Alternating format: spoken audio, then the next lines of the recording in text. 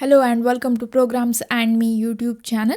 Today in this tutorial, let's write a Python program to reverse a string using for loop. Reversing a string means writing the character of the string in the opposite order. For example, if a string is Python, then the reverse string is this. We'll write the characters in the reverse order, right? So to write the Python program, we'll take each character of the string one by one and we'll write it in the reverse order. To take the characters one by one, we'll use for loop, and to write it in the reverse order, first we'll take a variable called reverse string, and initially I'll take its value as empty string. Then to write the character in the reverse order, I'll use concatenation, and we'll concatenate characters in the reverse order like this. So in the each iteration, we'll get the characters in the reverse order like this. Okay, so this is the logic behind the program. Next, let's write the program. In the Python file, first let's take the input variable to store the user entered input function to take input, and here let's write a message. Here I'm using Python 3.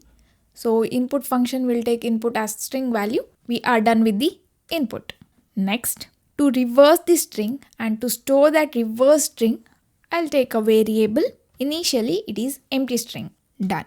Next, we need to get each character of the string one by one. That's why we are using for loop. So for keyword, then here I need to take a variable, loop variable. So I'll take loop variable as char, short form for character. Next, in membership operator followed by an iterable, here string. Next, what we need to do in the loop body, we need to write the character in the reverse order and we need to store that in the reverse string variable. So for that, concatenation symbol.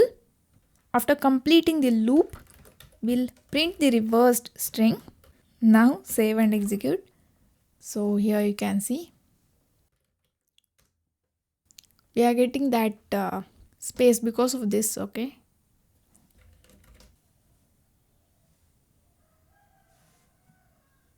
Okay, so this is about how we can reverse a string using for loop.